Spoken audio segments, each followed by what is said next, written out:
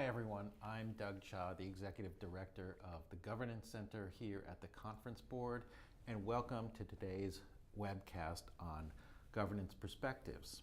I'm pleased to be joined by David Jackson, who is the Company Secretary at BP, British Petroleum.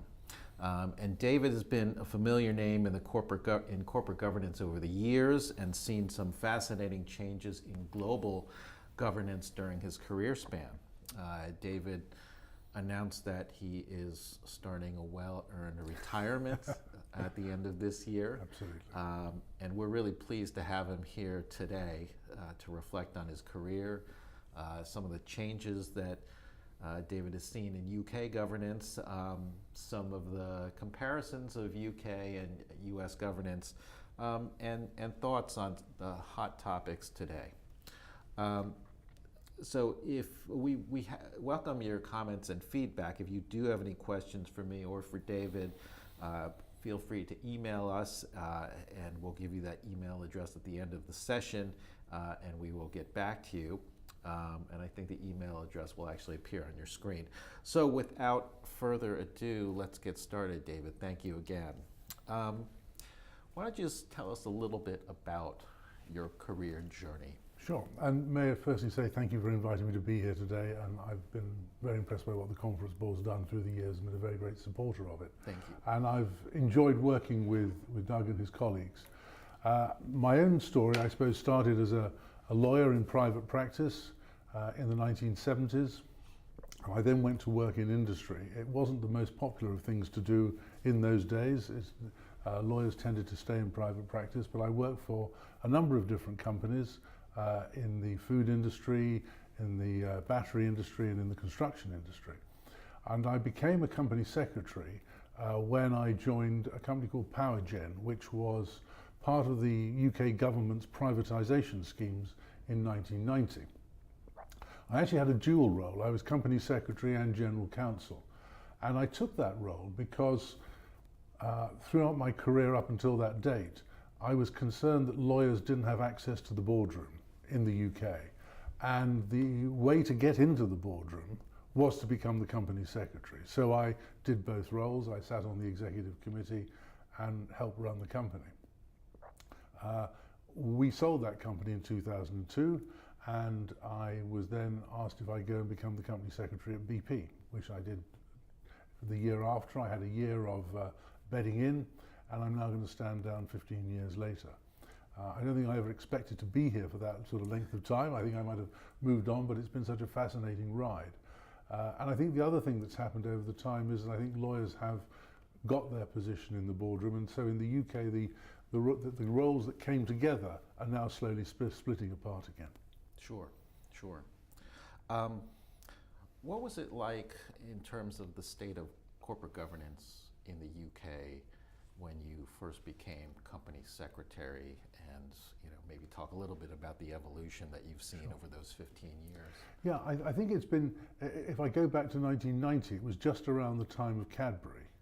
And I think corporate governance was waking up as a topic in the UK after the Robert Maxwell scandal, when he'd taken money out of the pension fund to put money into his company. And that was really the trigger for Cadbury. And then there's been a number of different initiatives that have happened. But if I go back even before then, when I was with the construction company, I don't think people really talked about governance. It was just you were on the board or you weren't. And the whole idea of having independent people on the board wasn't even thought through. In many ways, the non-executive directors on the board were executive directors who'd been promoted to the board when they resigned. And so there's been a lot has changed since then. A lot of what goes on, I think, depends much upon the leadership of the board. And I was very fortunate that the government put together a very good group of directors chaired by Sir Graham Day. And I think we then started with an audit committee. We had a remuneration committee.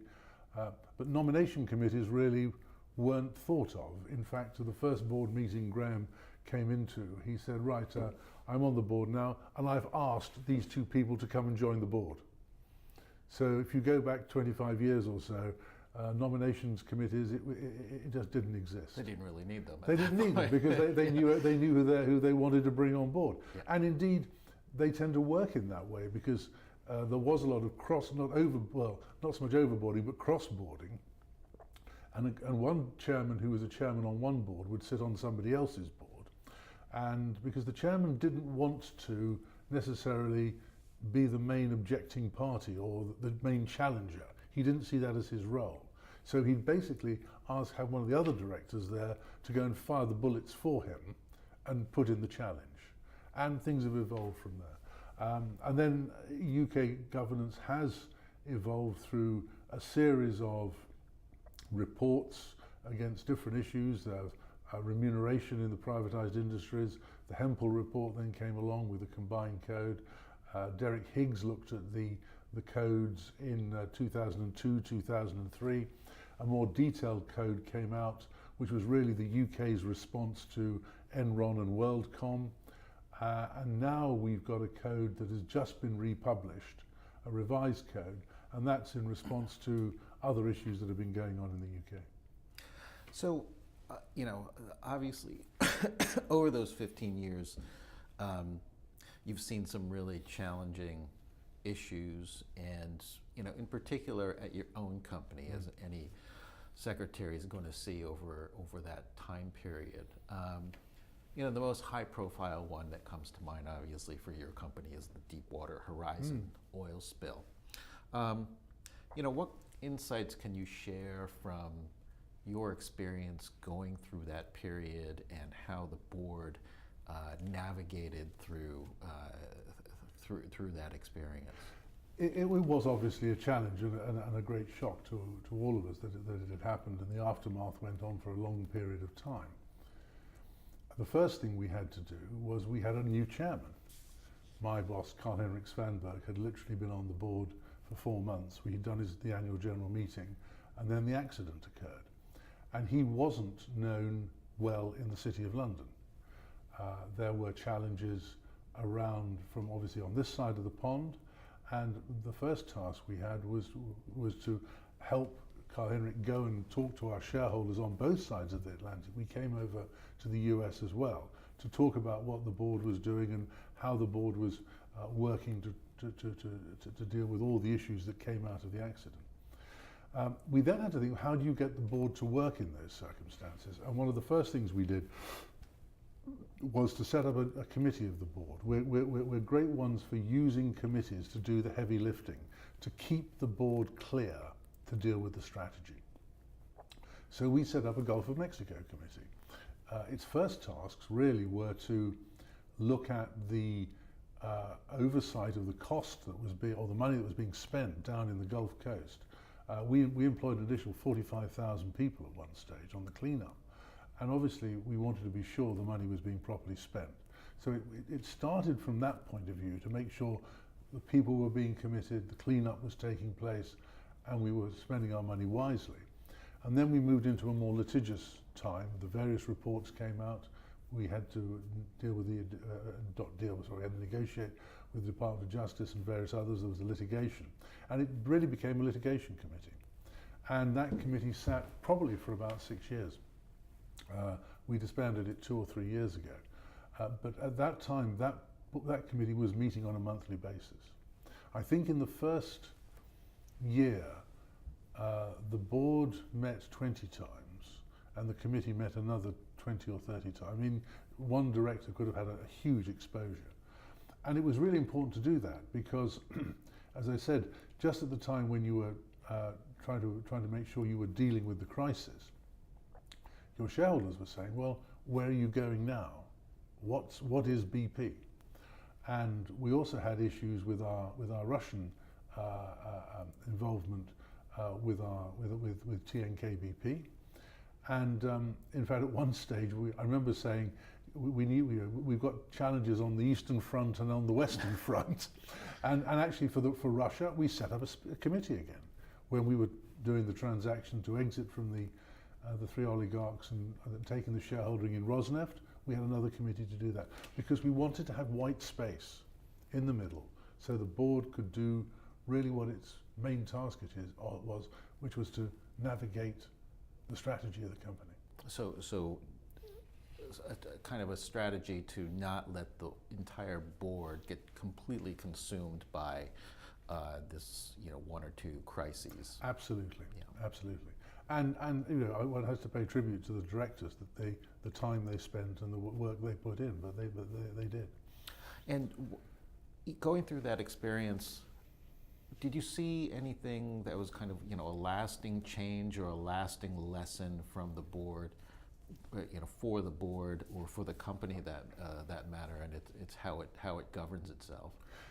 Yes, I think there were definitely refocused on how the committees operated, the level of oversight, in particularly, obviously, in safety, but more generally, the whole way in which the company and the board looked at risk was important, and this led to a remodeling of how we saw risk within the company, the way risks were evaluated, the fact that the board then, from a bottom-up and top-down basis, looked at the risks so that every year there are 10 highest priority group risks that the board and the committees deal with.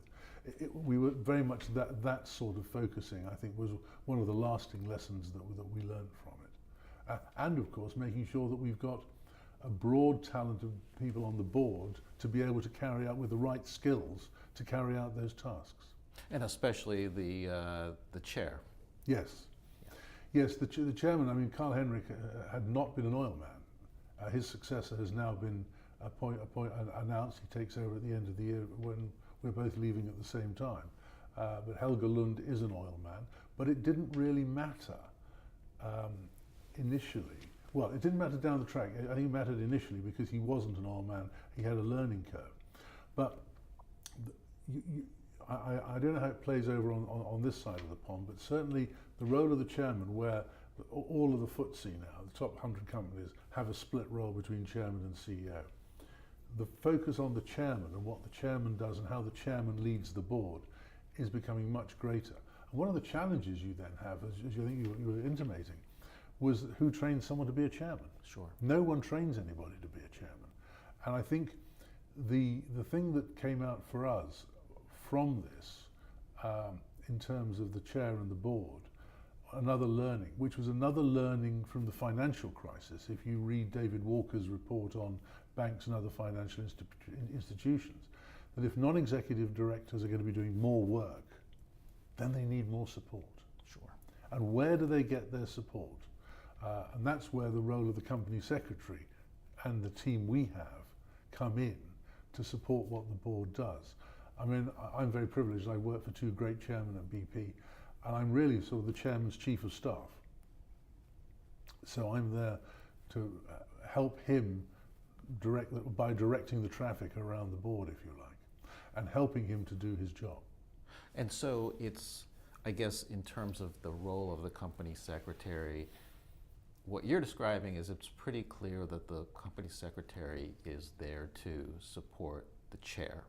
Well, support the board. The board. The board as the board. And the chair as the leader of the board, yes. But I guess, in the United States, what I've experienced and, my counterparts has been the corporate secretary is kind of straddling management and the board. And it's not as clear, who you really owe your loyalties to. And that's still a challenge in the UK. I mean, I said I've been very privileged to work in a very clear system where I work for the chairman. Different chairmen want different things, and certainly if you're general counsel and company secretary, that can be a challenge. Although, as I was saying, I think now that the roles are diverging again because general counsel now turn up in the boardroom, which they didn't 10 years ago. So I think that's very healthy in its own right. But it's really down to the chairman. If the chairman wants that support, then the company secretary's got that role. If the chairman says, actually, no, I think you're just going to get in the way between me and the chief executive, I don't need you, then you won't have that role. So it's very much chairman specific. Sure.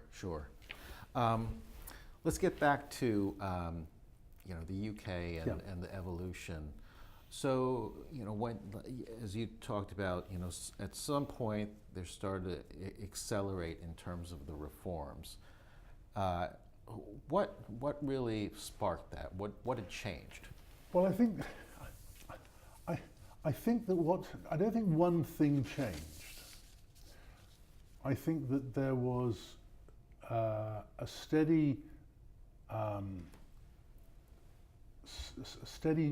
number of issues that were seen to be crises,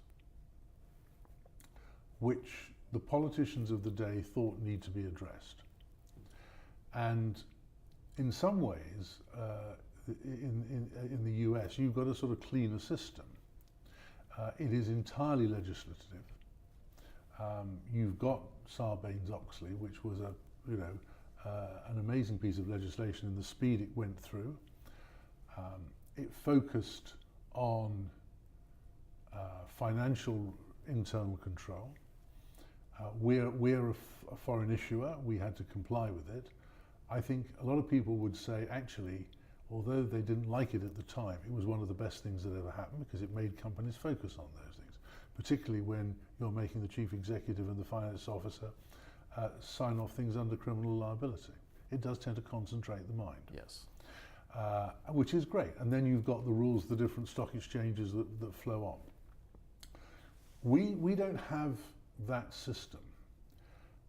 And we tend to work through the idea of codes and comply or explain. We also have, it's more difficult, well, you find it sometimes difficult to pass legislation, we do at times as well. And therefore the temptation for the government is to use these codes for backdoor legislation.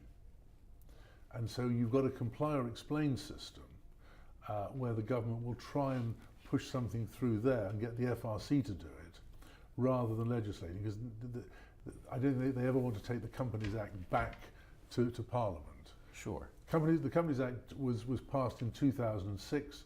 It was the largest bill ever to go through Parliament. It followed a big review of company law, and it, for the first time, put into statute law what the duties of directors were. But before that, they were just judge-made law. They were common law. Sure. And this codified it. And that was the last time there was legislation until now, when there's regulation has come in, will come in from the start of next year, about how boards need to be transparent about the way in which directors perform their duties. Well, let's go back to the code first. Like you said, it sounds like the code was a way to get backdoor regulation, and in the United States you always have somebody trying to go through the SEC or the courts or some other way other than Congress, because everybody knows Congress is impossible to deal with, and usually just makes everything worse. But in the United States, we don't have a corporate governance code. And No. This gets talked about a lot in terms of maybe we could really benefit from something like this. There have been numerous attempts to come out with something like a code, some kind of, usually some industry group, whether it's shareholders or companies or kind of a collaboration of both. They always run into kind of the same sticking points, and often whatever they come out ends up being very mealy-mouthed. But there are some who really think that the code has to happen in the United States and look to the UK as some kind of a model. But how did a code develop there and really get traction in terms of people actually complying with it? Well, there's two sides to the code. There are certain principles in the code which you have to say how you've applied them in your annual report. And then there are provisions in the code which are on a comply or explain basis. So you can comply with the provision by explaining how you've dealt with it. And that's acceptable. And the important thing about the code is that the disciplinarians of the code are the shareholders. So that's where you then need to bring in the other factor in the UK system, which is you have shareholders who you engage with, who vote very actively, who at the moment, one of the big topics in the last round of AGMs was overboarding. They're concerned people, and they will vote against directors. We now have a system where if you get less than 20%, if you get less than 80% in favour of a resolution, your name goes in a list which is kept by the Investment Association, a sort of naughty step list, and you then have to explain what you're going to do about it. So the code, all these things are wound up in some of the code provisions. But where's the authority come from for the code? I mean, it's well, the authority. You have to set out your appliance statement under the listing rules. So that's a requirement of the from the listing rules.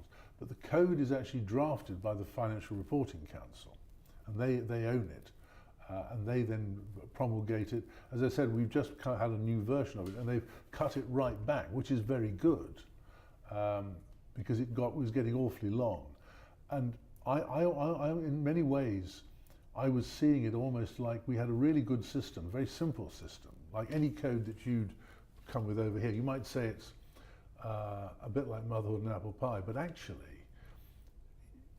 it sets those standards. And it's fine for companies like ours to say, well, we can do all that. But it's actually the other companies that are quoted there who don't think about it, which gives them a framework or a sense of direction within which they have to operate. What's happened over time is because we've had all the different issues, we've put layer and layer and sticking plaster on it. And that's where I think we've cleaned it out quite a lot now, but still some stuff has come into it about how you have to now engage with employees, which sort of sticks out rather like a sore thumb, because that was what was on the government's agenda. So there is, so it's not completely voluntary, because some people describe it as voluntary, no, it's not, but it's not. It's based in, I guess, self-regulatory organizations. Yeah. One thing I've heard people say is that this needs some kind of government recognition if you're going to, at least the initiative does. And in the UK, you have people's names on it who have some kind of a status as member of the House of Lords. How does how does that work in terms of figuring out who's going to be that person, and then how that plays out? No, I would discount that, to be quite honest. Okay. I really would. I don't think I know England is supposed to be run like a gentleman's club, but I think we've had some names of being the great and the good who have led some of these commissions and things like that. But I don't think that's the way to look at it. The way to look at it is if you're a quoted company and you're in the FTSE 350, you will be expected to comply or explain against that code. You have to say how you've applied that code under the listing rules, and it's then up to either the FCA, the Financial Conduct Authority, or the shareholders to enforce it by engagement. Now, this has been one of the issues when we've spread it out into Europe, because with all of these things, the case is, well, how do you enforce it? It's just the question you're asking. Sure. And I remember sitting with a US attorney when we were talking about the takeover panel years ago, and he said to me, well, what happens if you don't obey the takeover panel ruling? To which one of the bankers said, well, you get a rap over the knuckles. And he then said, well, where's the enforcement in that? Well, you may never do business in the city again. And that's enough of an enforcement in its own right. And so, like you were saying, part of the enforcement mechanism is the fact that the engagement with the shareholders is so close. And, I guess there's been efforts to formalize this. So talk a little bit about the formality that it takes on now, and how it got that way, and perhaps, whether you think it's working. I think what you have is a large amount of passive funds sitting over in the UK, and they have to invest to be part of the index. They're index-based Some of them are more active. They want to be there for the long term. They don't want to say, well, if we don't like it, we're going to sell. So they stay in. And therefore, they will then want to use their influence of the vote at the annual general meeting around to make sure that if there are issues around the strategy of the company, remuneration, directors overboarding, then they will engage first and then vote. I think in many ways, the larger the company, the better the engagement. Sure. Because by the time you get to the bottom half of the FTSE or even further than that, there just isn't the time at the end of the day. It's a resource issue. Yeah. And therefore, what tends to happen, I think, is the larger companies, you're more in the spotlight. And one of the governance issues that I learned, which I didn't mention to you, was when BP in 2016 we lost a vote on remuneration. It wasn't a binding vote. We didn't lose the policy, but we lost a vote. So that was very much someone saying we don't like the way in which your remuneration committee has approached the pay of the executives during that year, and the penalty for that is that you have to go back and represent your policy for a binding vote the next year. Now, happily, it was in the last year of the old policy, so we had to do that anyway. But that is a real discipline. Sure. Because this binding vote on pay, it is just that. You have to present a policy to the shareholders with various component parts that are laid down by statute. And the director's authority to pay, the board's authority to pay the executive directors is within the envelope of that policy. And if you went outside that policy, you would be acting ultra vires. And then you have to report on a non-binding vote each year how you've done it. And we lost the non-binding vote. And in the week before we lost it, I spoke to 30 different shareholders. And the votes were going either way. There was definitely a groundswell who felt, no, we hadn't done enough. Now, obviously, this gets us into what do ISS say, what do Glass Lewis say, and, Sure. and others. And so they can be quite influential, should we say, in what Sure. goes on. Yes. I don't think we'll get into a proxy conversation just at the moment. No, I don't think so. I don't think so. But in terms of the engagement, it brings up the role of the chairman again, Yeah. and the so. Well, I'll give you an example. I mean, we're just, as I said, Helge Lund's just coming on as our new chairman. He will start on the 1st of January. He is on the board now. He's a director. So we're organising a number of visits for him to some of our larger shareholders, principally in the UK, but also over here, because he wants to hear what they have to say. It's the one opportunity a chairman has to listen rather than speak. And we're having a similar engagement with the chair of our Remco. We've got a new chair of the Remco, Paula Reynolds, and she's doing a similar trip round. Now, the engagement can be on several different levels, because if the chairman's engagement is often about the strategy, how the board's doing, and possibly succession as well, because the shareholders are always interested to say, how's executive session working and what's the board thinking about that?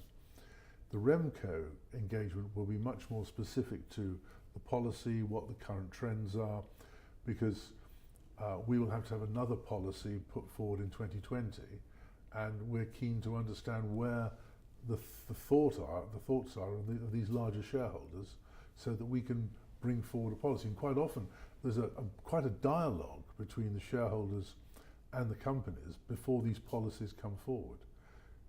As I said, it's more, the larger the company, probably the better access you get. Yes. But it still works its way through, and I think what they hope to do is by engaging with the larger companies through, and also the proxy agencies, then other companies will see where lines might be drawn or otherwise. So in the the Conference Board Governance Center over the past couple of years has really been looking at the changing nature of the job of a corporate director in the United States, and due to investor and other shareholder or stakeholder expectations really expanding.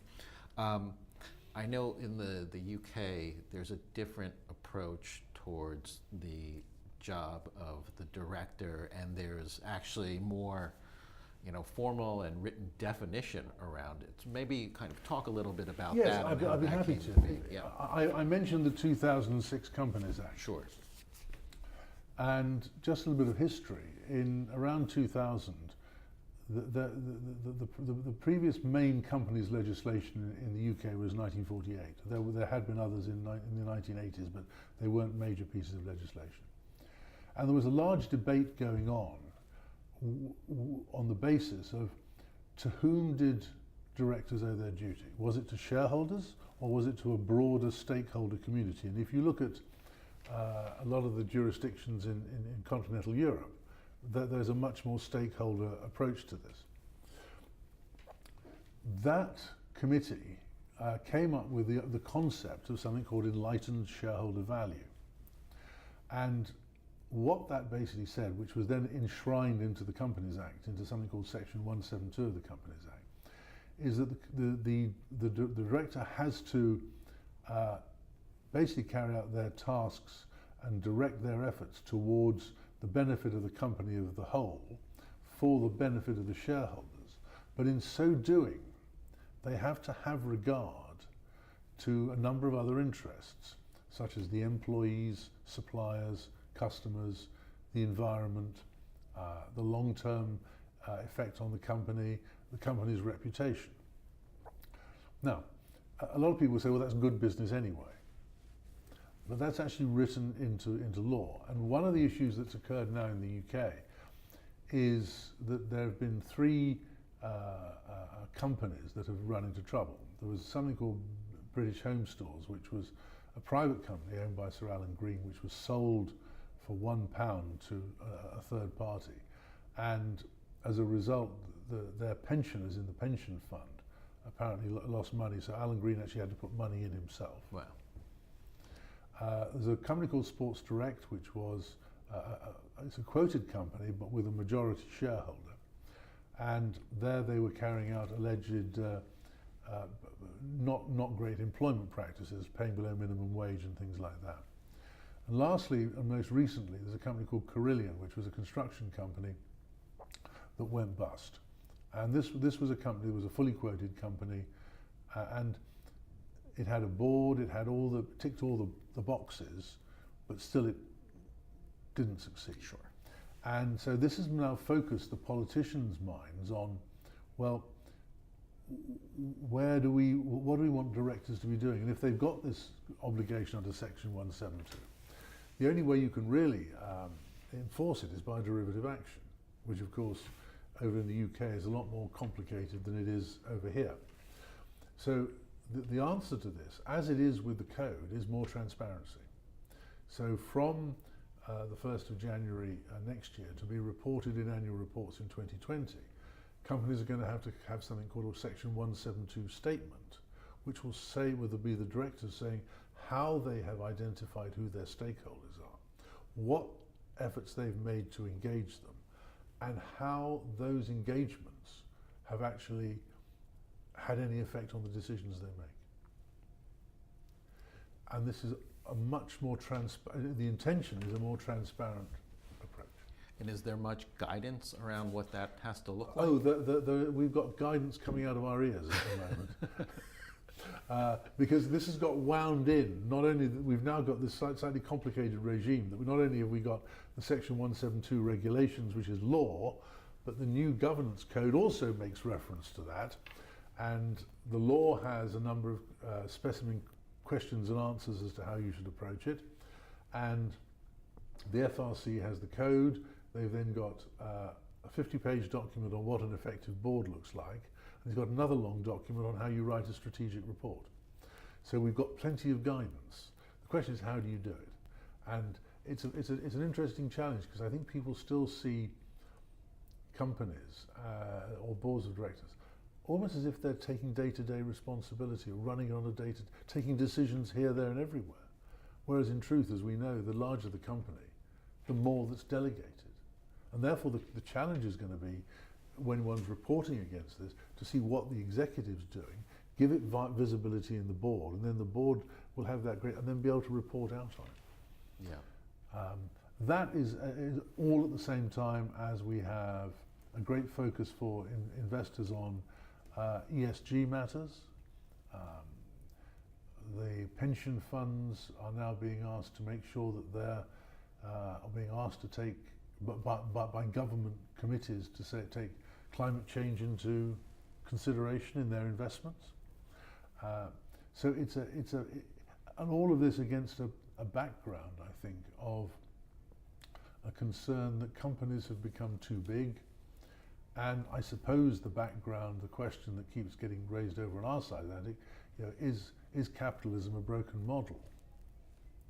And how do you now have a different form of capitalism and maybe globalization that is not perceived to have worked for the man in the street? And you've seen that over here as well. Absolutely. And so those things are happening, but what we're seeing is a different answer to the same question.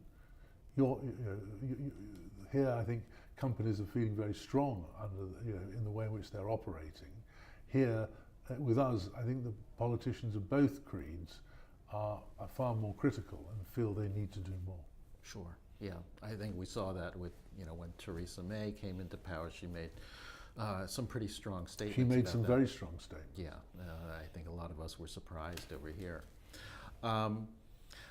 In terms of how boards are doing, this is a question that comes up a lot in the United States now. The investors, they want to know more about, okay, who are you choosing to be on the board? Where do you find them? Why are they on the board? What's the total mix look like?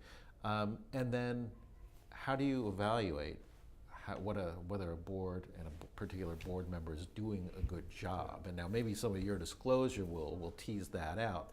But in terms of board recruiting and then board, I guess what they call self-evaluation, what kind of practices do you see in the UK? Well, certainly with regards to recruiting, the whole nomination committee now is under a much greater focus, and particularly, as I mentioned, the question of overboarding. I think that there is a lot of focus on diversity, and sitting so close to Europe as we do, where you see in Norway and other countries where there's now mandatory quotas of certainly women on boards. That's not something that's supported in the UK, but I think there are very strong currents there through sort of city institutions who, through the Alexander Review and things like that. And there's certainly something called the 30% Club, which is something which is trying to promote companies to have 30% of their boards as women, which is great. What we're now looking, and this is again coming in through the code, is, well, what do you do for the executive teams? Because I think people are feeling that maybe the boards are generally getting there, but have they got the people below the board who are being brought up, who are capable of being directors in the future?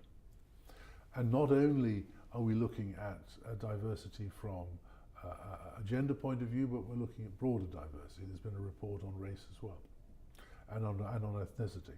So people are coming at it from all sorts of angles. And a responsible board really wants to try and do the best they can to whale it. So we have a nomination committee. We try and have a spec for what the board does. We try and look forward, probably 10 years out, as to what we might be doing. That's not easy. And you try and see what skills you want to get around the board table. And that's something we're doing again. Certainly when we appointed Helge Lund as the chairman, we had a very open procedure, which was run by actually the whole board got involved in it under the senior independent director.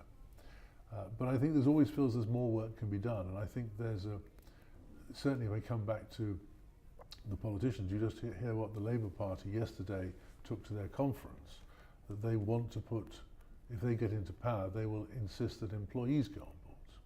Now, which is the case in certain other countries, most notably Germany. And Yes, it's even been recently proposed here by a senator.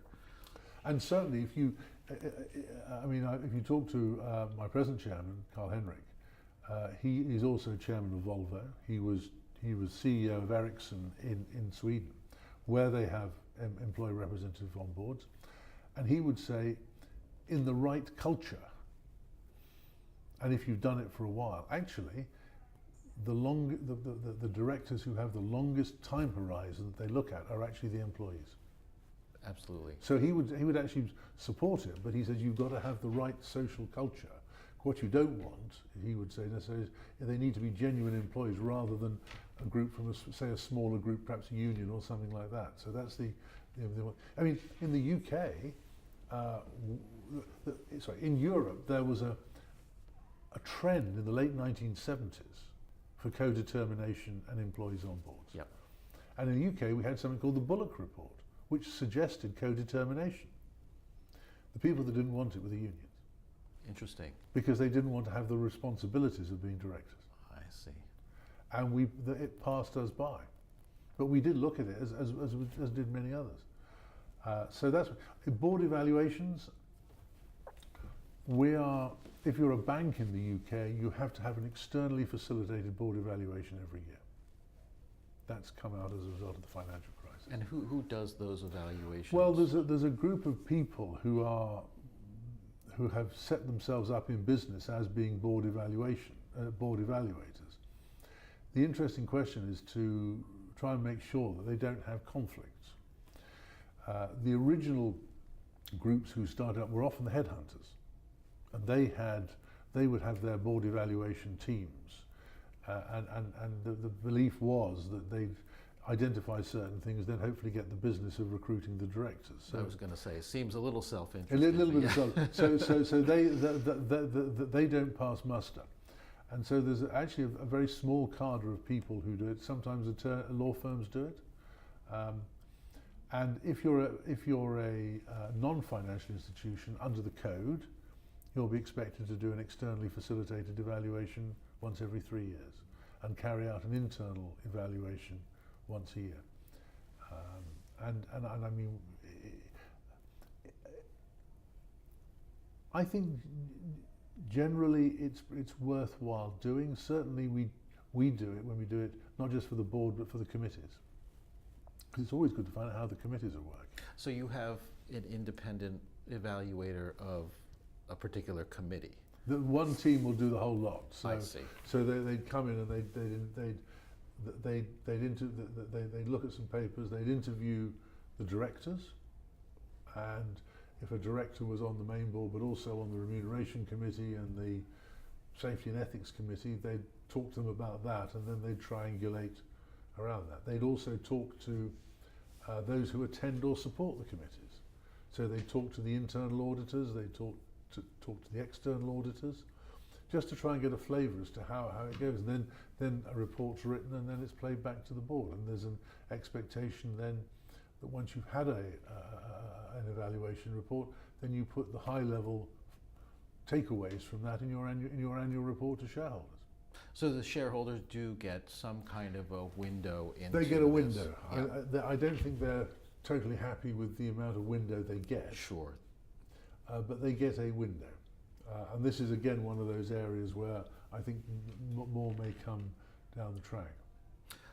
You were talking before about, the board staff, and one thing we see in the United States is with these growing expectations, you have a set of 10 to 13 people who they're on their own. It's just them.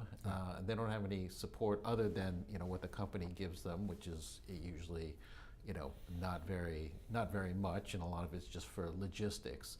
So how does this how do you handle this this information issue in the UK? Well, I think this very much depends, as I said earlier, on the chairman and how much he wants the company secretary and the team to do. But one of the things that I think I do and my team does for the board is to make sure that their sort of initiation rights are respected. So if the board says, or it's agreed something's going to get discussed at the next meeting, then it gets discussed at the next meeting, and that appropriate papers are produced and circulated. And I mean, obviously one has to work with people on this, so it is a degree of a negotiation, if you like. But the main point is that we run the forward agendas for the board, for the committees. We engage with the chairman, we engage with the chief executive and his people to make sure that the right things turn up on the right agendas at the right time, and things are followed up. I mean, one of the things that we tend to do as well is that we have board visits to, and these are unchaperoned board visits. To facilities. I mean, as I'm sitting here now, we've got a board meeting later this week, and 4 of our directors are sitting at one of our facilities at the moment. And they will just be meeting the plant manager and his people, and they will have a town hall there. They'll sit and have lunch with them, so they really do go and kick the tires. And some CEOs would find that terrifying. Some would find that completely terrifying, but it's the way we work. And sure. It's been proven, I think, that it bears fruit. I guess, but in terms of, that's to really look kind of more deeper into the company. What about for expertise? Do you ever see boards going outside to hire some kind of expert to come in and educate them about cybersecurity or something like that? Yes, I mean, we with a sort of cyber risk, we will have our own internal people do that. Sure. And we also have people on the board. I mean, one of our directors used to run MI6. So, and that's one of the reasons, one of the skills we were looking for was a geopolitical and a broader intelligence-based skill. So he brings that to the board. We also can have presentations as well from externals.